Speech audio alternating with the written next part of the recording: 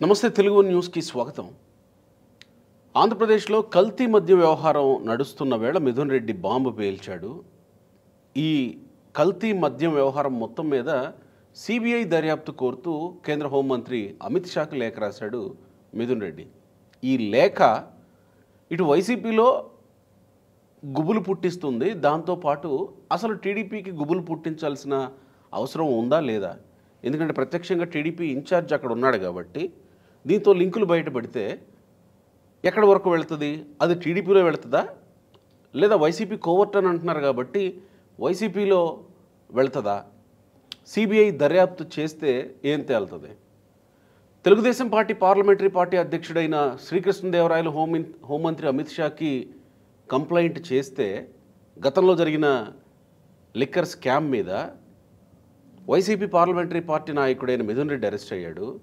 ఇప్పుడు YCP parliamentary party నాయకుడైన Mithun Reddy complaint చేస్తున్నాడు. ఎవరి అరెస్టుకు దారి తీయబోతుంది? ఏం తేలబోతుంది ఒకవేళ సిబిఐ రంగంలోకి దిగితే? అప్సన్ రాయేష్ గారు ప్రముఖ రాజకీయ సామాజిక విశ్లేషకులు, నమస్కారం. నమస్కారం రాయేష్ గారు. నమస్కారం. అదే ప్రశ్న, టీడీపీ పార్లమెంటరీ పార్టీ నాయకుడు చేస్తే ఈయన అరెస్ట్ అయ్యాడు, ఈయన కంప్లైంట్ చేస్తున్నాడు.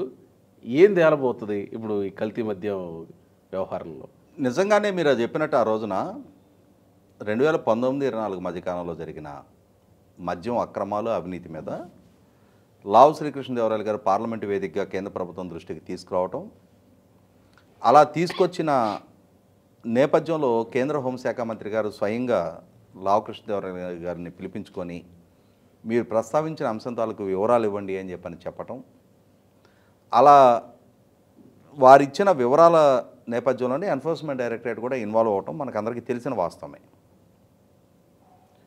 నిజంగానే మీరు చెప్పినట్టు ఆ కేసు విచారణలో మిథున్ రెడ్డి గారి ప్రమేయాన్ని నిర్ధారించే సాక్ష్యాధారాలు లభ్యమైన మీదట ఆయన్ని విచారించాలి అని చెప్పని ఆయనకి నోటీసులు ఇస్తే ఆ నోటీసులకి స్పందించని మిథున్ రెడ్డి గారు హైకోర్టు నుంచి సుప్రీంకోర్టు వరకు న్యాయ పోరాటం చేసి, కరెక్ట్, వాస్తవంగా ఎఫ్ఐఆర్లో ఆయన పేరు ప్రస్తావనకు రాకముందే తొందరపడి కోయిలు ముందే కూసింది అన్నట్టుగా ఆయనే ముందేగా కోర్టుని అప్రోచ్ అవటం,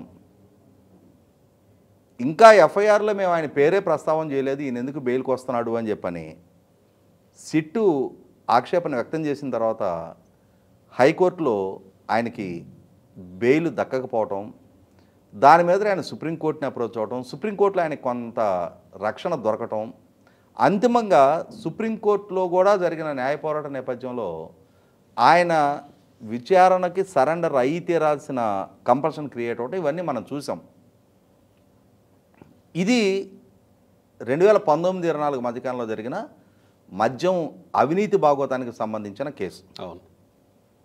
ఇప్పుడు కొత్తగా బయటపడ్డది ఎన్డీఏ కూటమి ప్రభుత్వ హయాంలో జరుగుతూ ఉన్న కల్తీ మద్యం కేసు.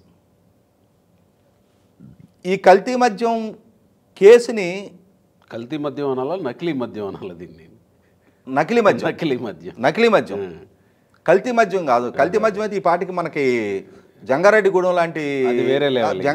లాంటి కేసెస్ వింటూ ఉండేవాళ్ళం మనం. అంటే కల్తీ మద్యం సేవించి ఎంతమంది పోయారు అంతమంది పోయారని చెప్పని మనం రకరకాల వార్తలు చాలా సందర్భాల్లో వింటూ ఉంటాం కదా. అటువంటి వార్తలు వింటూ ఉండేవాళ్ళం. వాళ్ళు నకిలీ మద్యం అంటే బ్రాండ్లకి డూప్లికేట్ బ్రాండ్లు తయారు చేసి అమ్ముతూ ఉన్నారు. ఈ అమ్మే ప్రాసెస్లో ఎవరో ఇబ్రహీంపట్నానికి సంబంధించిన అద్దెపల్లి జనార్దన్ రావు, తెనాలికి సంబంధించిన కొడాలి శ్రీనివాసరావు,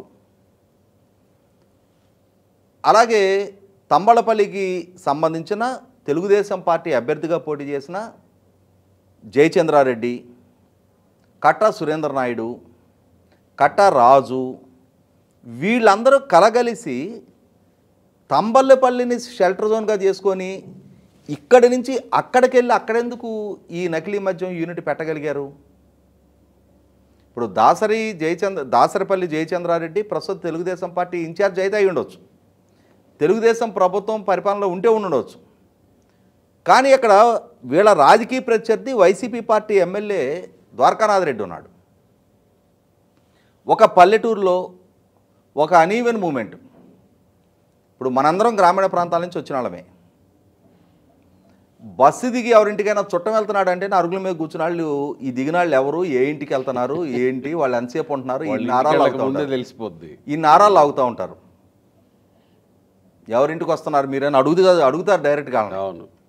అట్లాంటిది ఎవడో ఇబ్రహీంపట్నం నుంచి వెళ్ళి ఒక పల్లెటూరులో ఒక తెనాల నుంచి వచ్చిన అతను అక్కడ ఒక ఇల్లు, ఒక గోడౌన్ లాంటిది అగ్రిమెంట్ చేసుకొని అక్కడ ఒక ఈ తయారీ యూనిట్ ఎస్టాబ్లిష్ చేసి తమిళనాడు నుంచి, ఒరిస్సా నుంచి కూలీలను పిలిపించి అక్కడ స్థానికంగా ఈ జయచంద్రారెడ్డి పిఏ ద్వారా ఒక వెహికల్ ఎంగేజ్ చేసుకొని ఆ వెహికల్ ద్వారా షాపులకి అక్కడ తయారు చేసిన ఉత్పత్తులను సప్లై చేస్తున్నారు అన్నప్పుడు ఆ ఊరాళ్ళకి తెలియకుండా ఉంటుందా?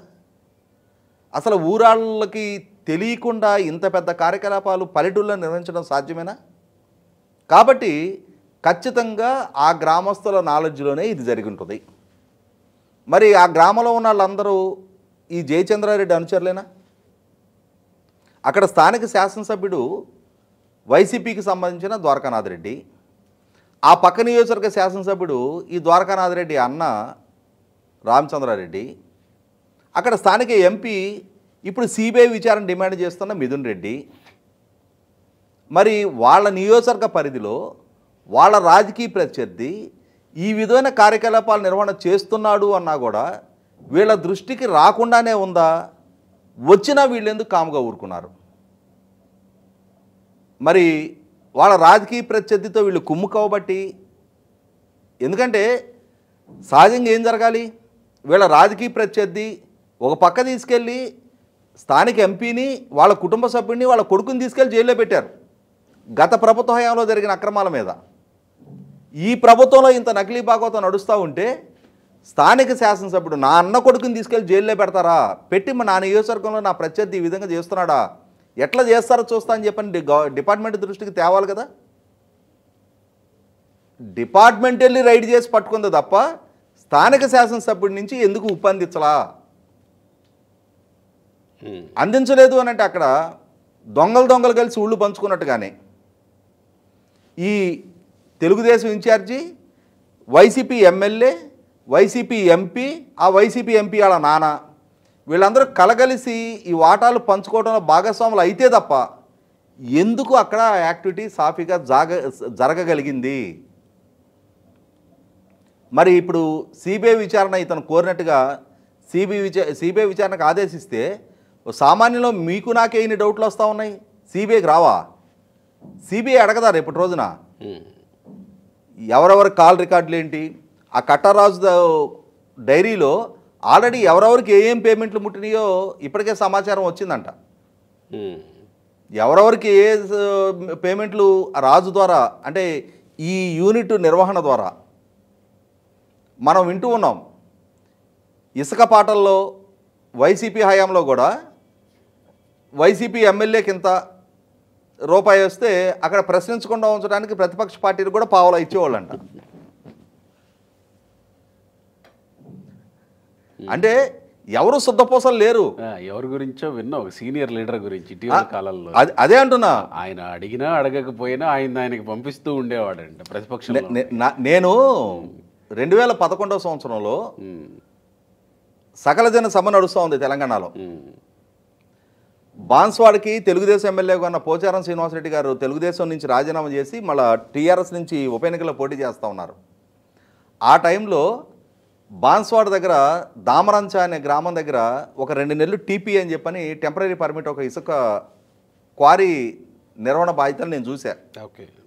అప్పుడు జుక్కళ్ళు ఎమ్మెల్యే గంగారాం గారు అని చెప్పని ఎక్స్ఎమ్మెల్యే కాంగ్రెస్ పార్టీ అని ఉండేవాడు. ఆ గంగారాం గారు నాకు చెప్పాడు స్వయంగా,